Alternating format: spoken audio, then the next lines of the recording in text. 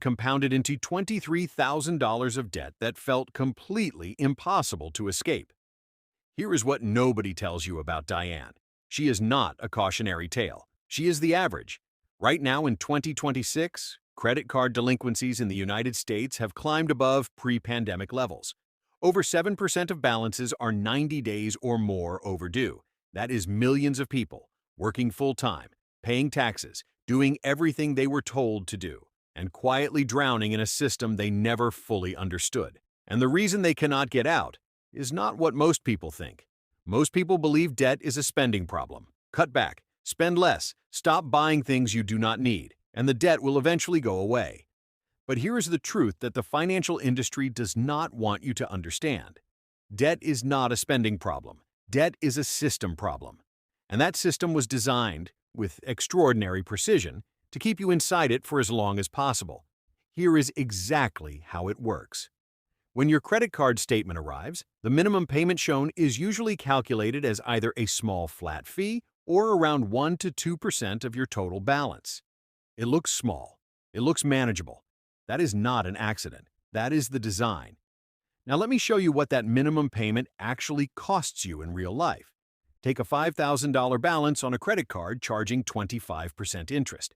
If you only ever pay the minimum payment, it will take you 27 years to clear that balance. 27 years. And over that time, you will pay $6,800 in interest alone on a $5,000 debt. You borrowed $5,000. You pay back nearly $12,000, and the entire time, you feel like you are handling it, because the minimum payment always feels manageable.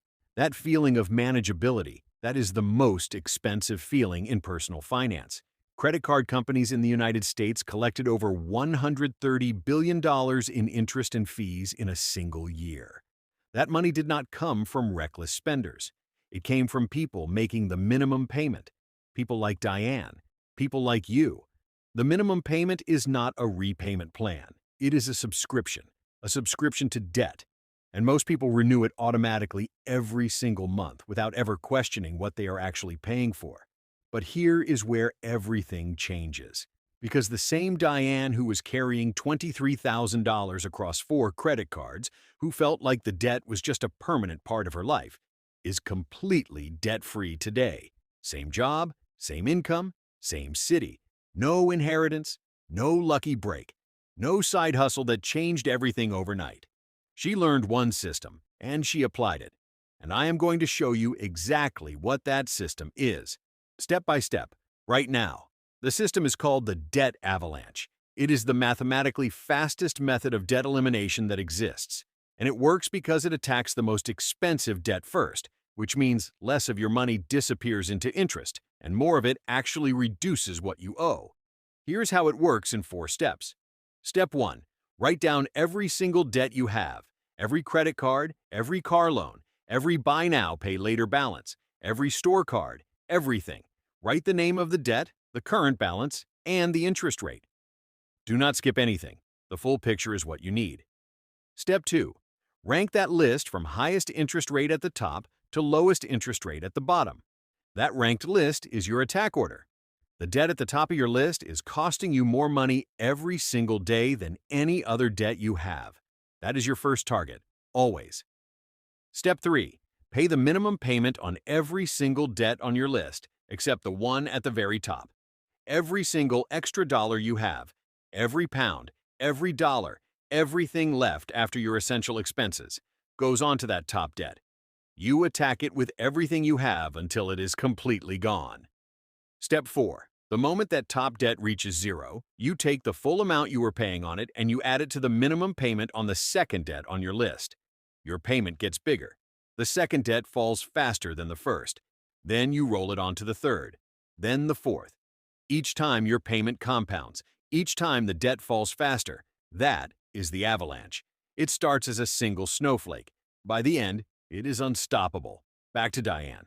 Diane had 4 cards. Card 1, $6,000 balance at 29% interest. Her target. Cards 2, 3, and 4, minimum payments only.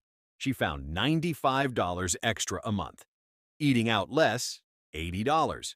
A subscription she had forgotten about, $15. That $95 combined with her regular payment onto Card 1. Card 1 was gone in 6 months. She rolled that full payment onto Card 2. Card 2, gone in 7 months. Card 3, gone in 6 months. Card 4, gone in 6 months. Total time from the day Diane sat down and wrote her list to the day she made her final payment, 25 months, 2 years and 1 month, $23,000 gone. Now here is the part that most people miss when they hear this story.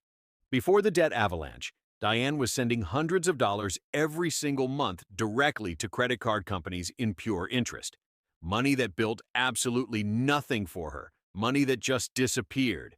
After 25 months, that same money was hers. She put it into an emergency fund first, so she would never need a credit card again.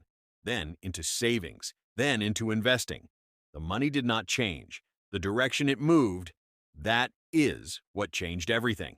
Now here is the part that most finance videos never tell you, and I need you to stay with me for this, because this is the most important thing in this entire video. The debt avalanche works mathematically, but mathematics alone does not get people out of debt. Because if information was enough, everyone who knows they should pay more than the minimum would already be doing it. They are not. And the reason they are not is not laziness. It is not a lack of discipline. It is identity. When you carry debt for long enough, it stops being something you have. It becomes something you are. You stop thinking, I am in debt right now. You start thinking, I am someone who is bad with money. And that belief, that single quiet belief that sits at the back of your mind, drives every financial decision you make without you even realizing it. You avoid looking at your bank account because seeing the numbers makes you feel ashamed. You pay the minimum because committing to more feels like setting yourself up to fail. You tell yourself you will deal with it properly when things are better, when you earn more, when life settles down. But things never quite get better enough, and the debt stays exactly where it was. Diane told me something after she became debt-free. She said the numbers were never the hardest part. The 4 steps were simple. The hardest part was the moment she decided, really decided, that she was the kind of person who was going to do this.